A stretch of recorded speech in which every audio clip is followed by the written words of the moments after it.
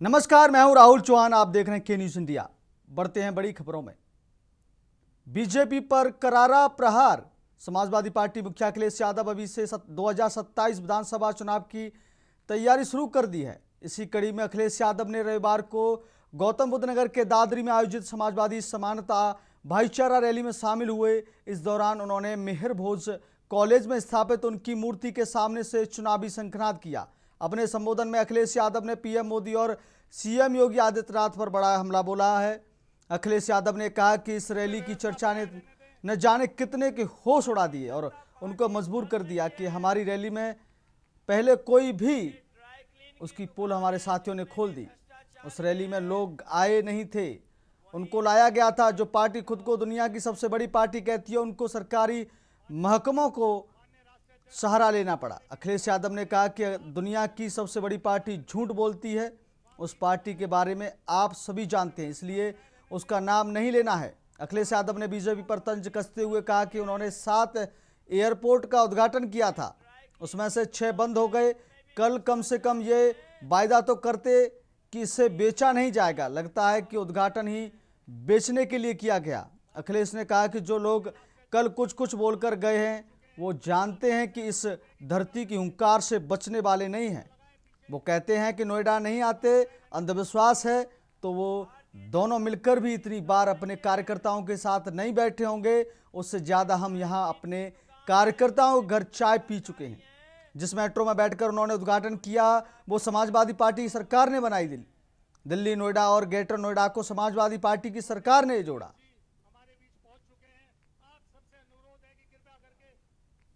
कल भी रैली हुई थी। जो कल रैली हुई थी उसकी तो पोल हमारे बहुत लोगों ने खोल दी है। और ये नया जमाना है कि कोई कैमरे से नहीं बच सकता है। उस रैली में लोग आए नहीं थे,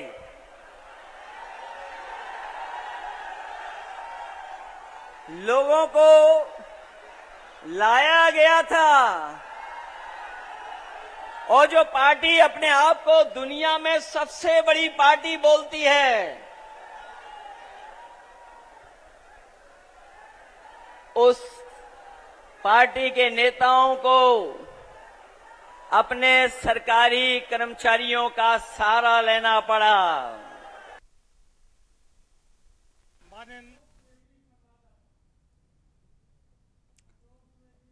ग्रेटर नोएडा से इस वक्त फोन लाइन पर हमारे साथ अशोक द्विवेदी जुड़ रहे हैं। अशोक, कैसा ये रैली जो निकाली गई आज 2027 का बिगुल फूंक चुका है, अखिलेश यादव की रैली की क्या जानकारी आगे आपके पास है? बिल्कुल मनोज, मैं आपको बता दूं, ये ग्रेटर नोएडा से आज पहली रैली अखिलेश यादव की रही है, जो 2027 के चुनाव को लेकर के उनकी रणनीति जो है पश्चिमी उत्तर प्रदेश से जो है ये चालू की गई है। क्योंकि जिसमें आज अखिलेश यादव पहुंचे, उन्होंने जनसभा को संबोधित किया। उन्होंने उसके बाद जो सत्ताधारी पार्टी है उसके में भी उस बारे में अखिलेश यादव द्वारा कटाक्ष में बहुत सारी चीजें बोली गई। जैसे कल बीजेपी की तरफ से रैली थी, नोएडा इंटरनेशनल एयरपोर्ट का उद्घाटन किया गया था, उस पर भी अखिलेश यादव के द्वारा बोला गया कि आधे अधूरे एयरपोर्ट का उद्घाटन किया गया बीजेपी द्वारा, क्योंकि सत्ता में दोबारा से आ सके और सीट को हथियाया जा सके। तो कहीं ना कहीं देखा जाए, आज अखिलेश यादव का बहुत जोरदार प्रदर्शन जो है ग्रेटर नोएडा में देखा गया, जिसको लेकर के अखिलेश यादव के जो चाहने वाले थे या अखिलेश यादव के जो समर्थक थे, उन्होंने अनोखा प्रदर्शन किया। कोई जो ऐसे लोग भी आए जिन्होंने पेट पे और पीठ पर जो है अखिलेश यादव लिखवा रखा था। कुछ अखिलेश यादव के हम शकल बन के भी आए, जिसका मैंने वीडियो में भी जिक्र किया है। तो कहीं ना कहीं देखा जाए तो इस बार अगर भारी यहाँ पश्चिमी उत्तर प्रदेश में अखिलेश यादव के जो समर्थन में जो है वो भारी संख्या में लोग एकत्रित हुए थे। लेकिन वहीं कहीं ना कहीं मनोज, मैं आपको बता दूं कि अखिलेश यादव की जो रैली रही है वो पूरी तरह से सार्थक नहीं रही है, क्योंकि उनके जो समर्थन में आए हुए लोग थे वो ज्यादा से ज्यादा बाहर से लाए गए थे। कोई अलीगढ़ से, कासगंज से, एटा से, वो लोग ला करके। तो कहीं ना कहीं देखा जाए तो अखिलेश यादव द्वारा ये भीड़ दिखाने की कोशिश की गई है। लेकिन अखिलेश यादव का जो वर्चस्व है वो नोएडा में ज्यों का त्यों ही बना हुआ है, जिसको लेकर के अखिलेश यादव ने 2012 चुनाव से पहले भी एक बार नोएडा से और आगरा तक के लिए साइकिल रैली निकाली थी। उसके बाद में इनकी जो पार्टी है तो पूरी तरह फुल बहुमत में उत्तर प्रदेश में सरकार बनाया था। लेकिन कहीं ना कहीं देखा जाए तो अखिलेश यादव का जो वर्चस्व है वो नोएडा में उतना कारगर साबित नहीं होगा मनोज, जिसको लेकर के आज अखिलेश यादव ने अपनी तरफ से तो पुरजोर कोशिश की है ये रैली को सफल बनाने में। लेकिन कहीं ना कहीं देखा जाए अगर अंदर की बात है तो जो पब्लिक दिखाई गई है, लगभग 30,000 पब्लिक इकट्ठा हुई थी। ये पब्लिक ज्यादा से ज्यादा लगभग 50% पब्लिक बाहर से लाई गई थी। मनोज, अशोक, क्या दावा किया जा रहा है जैसे अखिलेश यादव लगातार बीजेपी के ऊपर आज हमलावर थे? कल बीजेपी ने सपा को घेरा था, आज अखिलेश यादव की बारी थी तो उन्होंने आज बीजेपी को घेरा। जनता का क्या कहना है, समर्थकों का क्या कहना है? हाँ मनोज, बिल्कुल मैं आपको बता दूं, समर्थक से बात करने की बात करी जाए तो समर्थक से जब बात की गई तो समर्थक द्वारा तो यही बताया गया कि हम लोग अखिलेश यादव के साथ हैं और अखिलेश यादव को एक बार दोबारा मुख्यमंत्री के रूप में देखना चाहते हैं उत्तर प्रदेश को। लेकिन कहीं ना कहीं देखा जाए जो समर्थक थे तो जैसे मनोज मैंने पहले भी बताया, समर्थक इनके जो है बाहर से लाए गए थे। तो अगर देखा जाए कहीं ना कहीं तो वो एक जो दूसरी भाषा में कहते हैं किराए के टट्टू, तो अगर उनको ला करके यहाँ नोएडा में एक बड़ा जन सैलाब दिखाया गया तो कहीं ना कहीं अखिलेश यादव का जो है उनको कहीं ना कहीं ये शक है कि नोएडा में उनके लिए इतनी जनता इकट्ठा नहीं हो सकती या उनको वोट नहीं कर सकती, जिसको लेकर के आज ये रैली की गई है। फिलहाल के लिए दिखाने के लिए बहुत बड़ी रैली की गई, लगभग 30,000 लोग इकट्ठा हुए थे। दूसरा मनोज, जिस जगह पे रैली थी सम्राट मिहिर भोज इंटर कॉलेज है, उसमें रैली थी क्योंकि उसका जो एरिया है वो भी थोड़ा कम था, जिससे लोग एरिया में आ नहीं रहे थे। तो जिसको देखने में ये लग रहा था कि बहुत सारे लोग हैं, लेकिन कहीं ना कहीं देखे जाए मनोज 30,000 लोग ज्यादा से ज्यादा आज इकट्ठा हुए जो समाजवादी पार्टी की रैली को कारगर बनाने के लिए। बहुत बहुत धन्यवाद अशोक तमाम जानकारी देने के लिए इस खबर पर। तो साथियों, हमारे साथ ग्रेटर नोएडा से हमारे साथी जुड़े हुए थे। आज अखिलेश यादव की रैली हुई जिसमें 30,000 समर्थकों के आने का दावा किया गया। अखिलेश यादव लगातार बीजेपी के ऊपर हमलावर थे।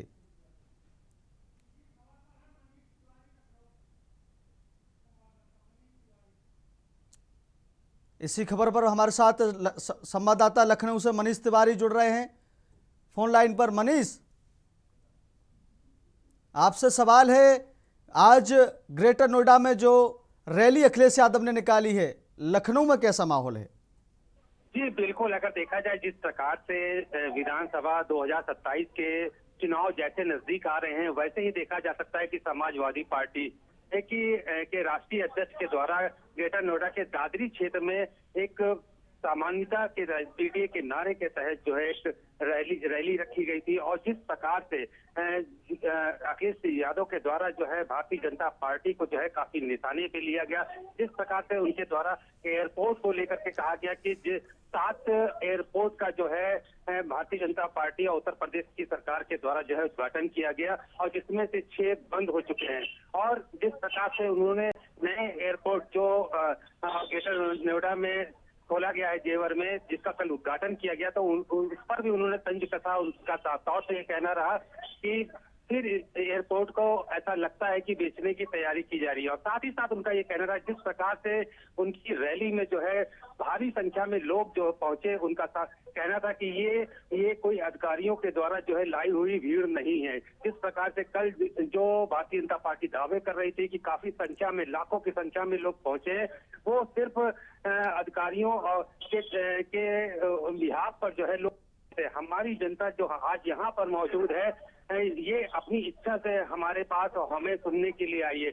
हमारी रैली देख करके भारतीय जनता पार्टी के जो है वोट उड़ जाएंगे। जिस प्रकार से अब देखा जा सकता है कि अखिलेश यादव लगातार पहले भी इसी प्रकार से तंज कसते रहे, लेकिन जिस प्रकार से आज उन्होंने विधानसभा 27 का जो है चुनाव को लेकर के जो है बिगुल फूका है और बड़ी रैली के माध्यम से और लगातार उनके द्वारा जो है सरकार को लेकर के जो है काफी निशाना साधा गया है। तो इससे साफ तौर से भारतीय जनता पार्टी की तरफ में बयानबाजी शुरू हो गई है। उनके द्वारा जो कहा जा रहा है कि मुंगेरी लाल के हसीन सपने, इस प्रकार से पहले भी डिप्टी सीएम ब्रजेश पाठक का ये बयान था। इसी प्रकार से भारतीय जनता पार्टी के नेताओं के जो है बयान हालांकि पहले इस प्रकार से सुनने को मिल चुके हैं और आगे भी इसी प्रकार से सुनने को मिलेंगे। अब ये देखना है कि इस रैली के बाद आगे की रणनीति जो है भारतीय जनता पार्टी की क्या होगी। और जिस प्रकार से अखिलेश यादव जो है बीजेपी बीजेपी के से लड़ने के लिए पीडीए के नारे के तहत जो है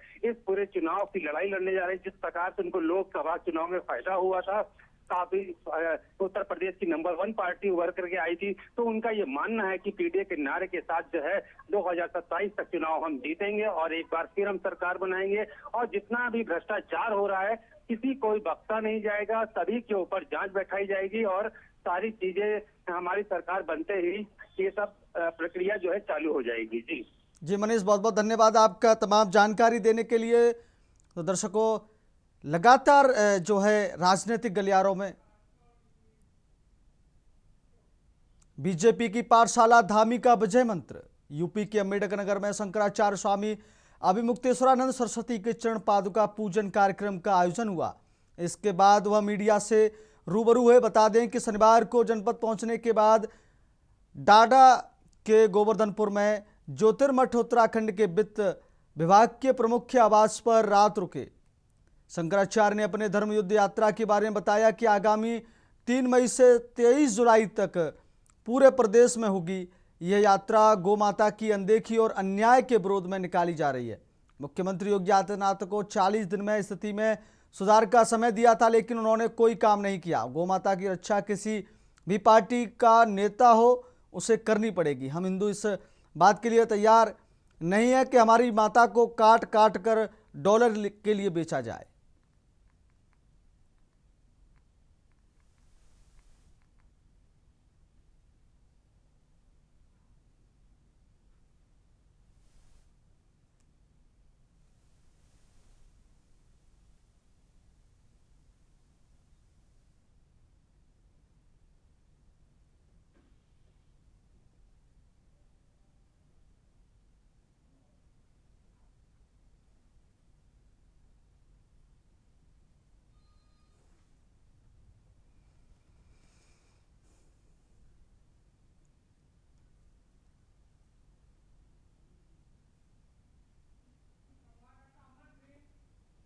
इसी खबर पर हमारे साथ अम्बेडकर नगर से संवाददाता अमन सिंह फोन लाइन पर जुड़ रहे हैं।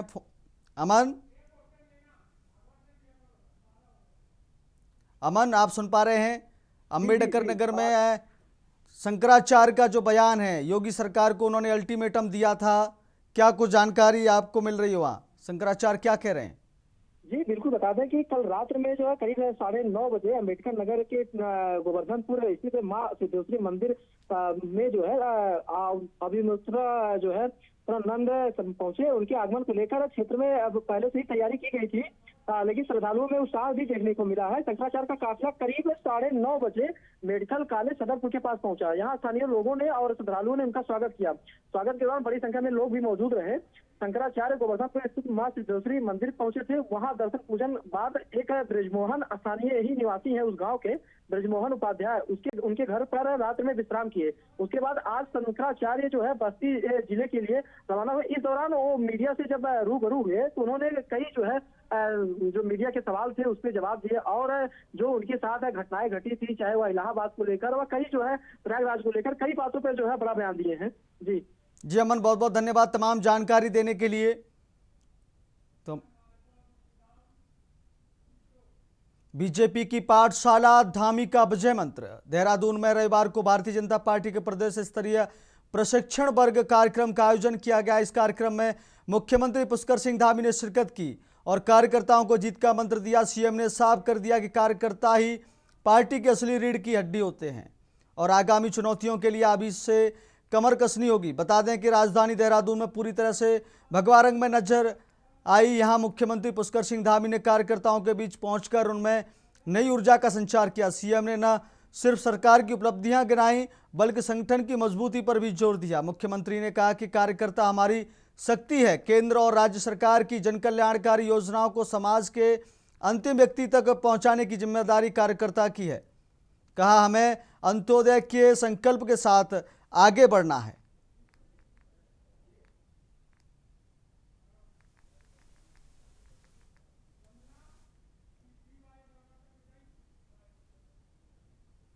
आज सरकार ने 1 डिस्ट्रिक्ट 1 मेडिकल कॉलेज दिया है, 1 डिस्ट्रिक्ट 1 प्रोडक्ट दिया है, नए रोजगार के सृजन किए हैं, एमएसएमई जो किसी भी बड़े उद्यम का बेस होता है उसको पुनर्जीवित किया है। उत्तर प्रदेश में निवेश का एक नया युग आया है और उत्तर प्रदेश अपने नए इंफ्रास्ट्रक्चर के साथ, सर्वाधिक एक्सप्रेसवे के साथ, सर्वाधिक मेट्रो के साथ, सर्वाधिक रेलवे के नेटवर्क के साथ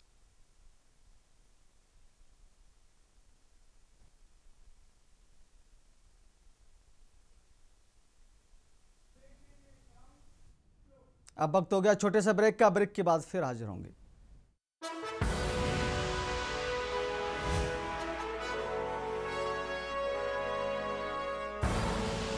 आप देख रहे हैं के न्यूज, खबरों का सारथी।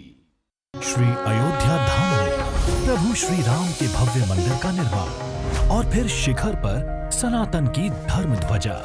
500 वर्षों की प्रतीक्षा पूर्ण हुई और त्रेता युगीन अयोध्या नगरी जीवंत हो गई। वर्ष 2025 में 29 करोड़ से अधिक श्रद्धालु अयोध्या धाम पहुंचे। पर्यटन बढ़ा तो उद्योग व्यापार को गति मिली और रोजगार के हजारों अवसर सृजित हुए। विकास का कार्य हुआ और जगह जगह से लेकर के पूरी अयोध्या राममय है। जैसे त्रेता द्वापर में सस्ती थी, उसी तरह योगी जी ने अयोध्या के मठ मंदिर का सुंदरीकरण कराया। यशस्वी प्रधानमंत्री श्री नरेंद्र मोदी जी और माननीय मुख्यमंत्री योगी आदित्यनाथ जी के प्रयास फलीभूत हो रहे हैं। राम नवमी पर अद्वितीय सूर्य तिलक की दीप्ति, नए उत्तर प्रदेश का संदेश संपूर्ण विश्व तक पहुंच रहा है। कुछ पल तुम्हारे साथ बिताए हुए पल मेरे साथ रहेंगे जिंदगी भर। LIC से मिले बीमे की रकम ने ही मेरे नए काम की शुरुआत को मुमकिन बनाया। कुछ पल का साथ बन जाता है जिंदगी भर का साथ। LIC, हर पल आपके साथ। केसरिया से मन जोगी हुआ रे, दिल झूमे देखो मतवारा हुआ रे। केसरिया से मन जोगी हुआ। हर पल मनाओ केसरी त्योहार। विमल, बोलो जुबान केसरी। गोल्डी हिंग का तड़का लगे तो सभी दबा के खाते हैं। गोल्डी हिंग, कण कण में जान।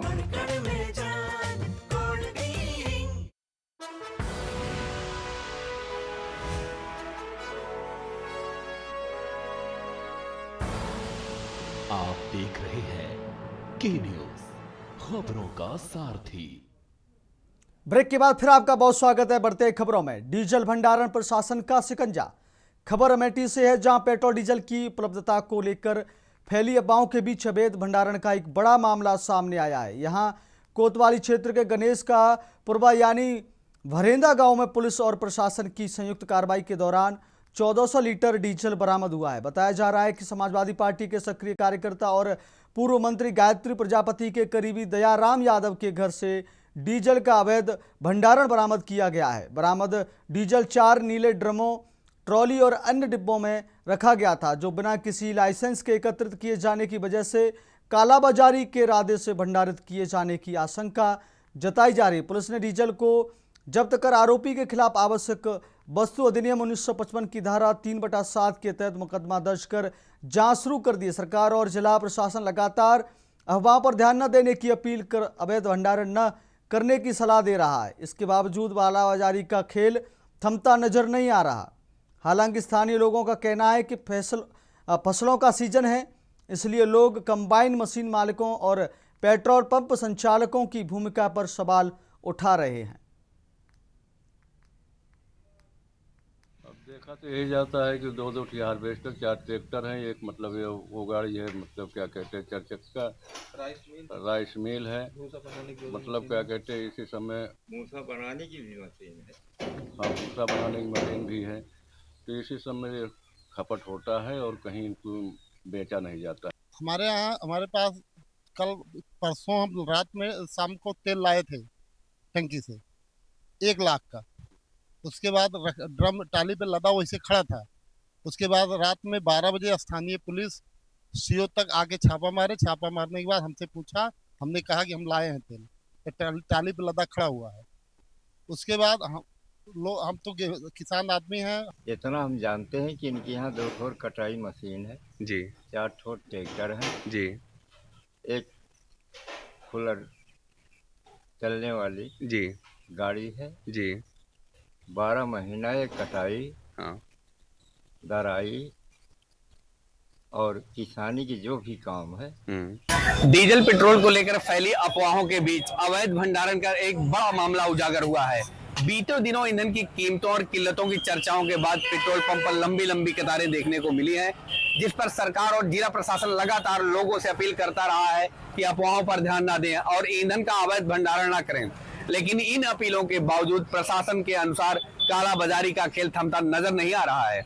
इसी कड़ी में कोतवाली क्षेत्र के गणेश का पुरवा भरेथा गांव में पुलिस और प्रशासन की संयुक्त कार्रवाई के दौरान अवैध ईंधन भंडारण का बड़ा मामला प्रकाश में आया है। बताया जा रहा है कि समाजवादी पार्टी के सक्रिय कार्यकर्ता और पूर्व मंत्री गायत्री प्रसाद प्रजापति के करीबी दयाराम यादव के घर से करीब 1400 लीटर डीजल बरामद किया गया है। बड़े भैया, जो भंडारण की खबर निकल के आ रही है, ये कहाँ तक उचित है? क्या वो किसान थे या क्या मामला है पूरा जो है? देखिए, वो क्या थे उनको मैं नहीं जानता हूँ, लेकिन जहाँ तक कानून सम्मत बात है तो किसी को डीजल या पेट्रोल जैसी चीज़ें बगैर लाइसेंस के स्टॉक करने की इजाज़त नहीं है।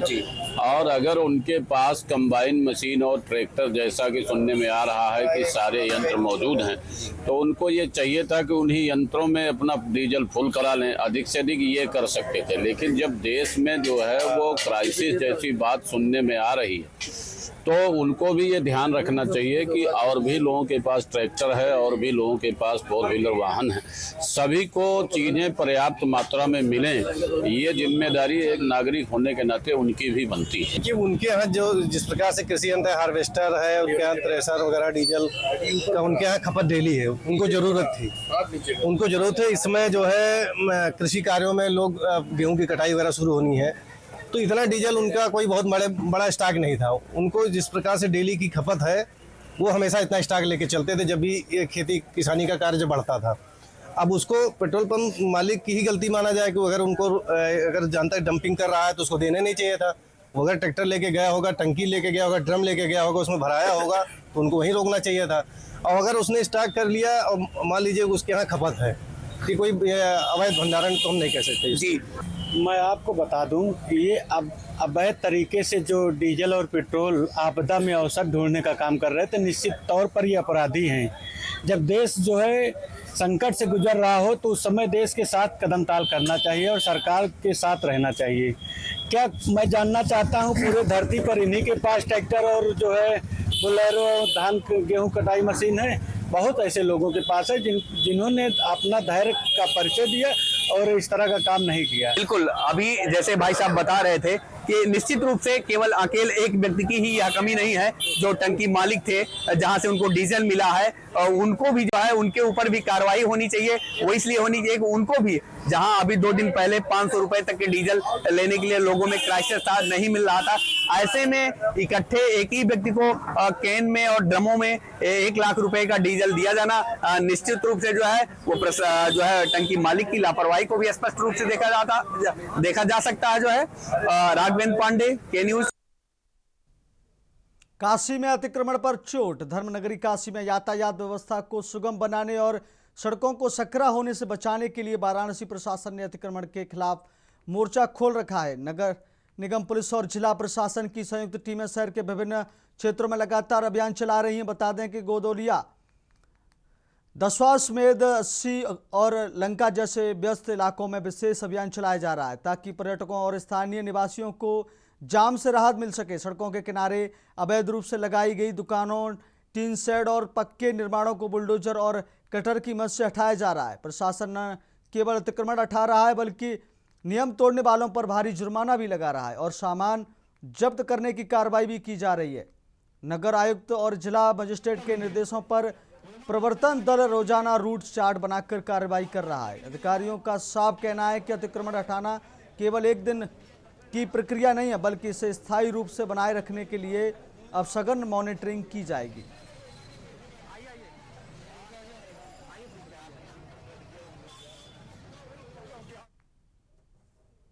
औषधियों का खजाना खबर नैनीताल से, जहां से करीब 7 किलोमीटर की दूर स्थित बॉटनिकल गार्डन में मौजूद कई औषधियां पौधे अपने औषधीय गुणों से विभिन्न बीमारियों को ठीक करने की क्षमता रखते हैं। यहाँ उपलब्ध कालाबाजारी सांप का भुट्टा, लेमन ग्रास व चिम्बोल सहित कई पौधे बड़ी मात्रा में दिखाई देते हैं। इसी तरह यहाँ मौजूद चिरायता, रिद्धि व केरू पौधे भी प्रचुरता से औषधियाँ तत्व रखते हैं। इनमें से कई पौधों की विभिन्न तरह के बुखार को नियंत्रित करने वाला माना जाता है, वहीं बीमारियों के विष तत्वों को कम करने में मददगार भी माना जाता है। वन बीट अधिकारी अरविंद कुमार ने बताया कि वन विभाग ने वर्ष 2005 में हिमालयन बॉटनिकल गार्डन की स्थापना हुई थी। गार्डन स्थापित पर्टिकुलरली हम अगर कोई स्पेशल जगह पर उनको लगाएंगे तो हमें समय समय में उनको पानी देने की ज़रूरत पड़ती है, निराई गुड़ाई की ज़रूरत पड़ती है, और उनके लिए ऐसा कोई दवा का छिड़काव है उसकी कोई ज़रूरत नहीं पड़ती, तो ह्यूमस में ही सर्वाइव करती है। हाँ, दुर्लभ जड़ी बूटियों में तो जैसे मैंने आपको बताया था, जीवक है और हैवनेरिया इंटरमीडिया करके एक रिद्धि करके एक जड़ी बूटी होती है, और एक सैटेरियम नेपेलेंसिस है जिसे सालम मिस्री बोलते हैं, वो भी हमने लगा रखी है। और अभी हाई एल्टीट्यूड से लाए हो हमारे पास कैरम कार्बी भी है जिसे काला जीरा बोलते हैं, शाह जीरा भी बोलते हैं, जो आप हाई एल्टीट्यूड में जाएंगे बहुत कम मात्रा में आप रह चुकी हैं। मुनस्यार से लेके हमने लगा रखी है यहाँ। फिलहाल मेरे साथ अभी इतना ही, दीजिए इजाजत, नमस्कार।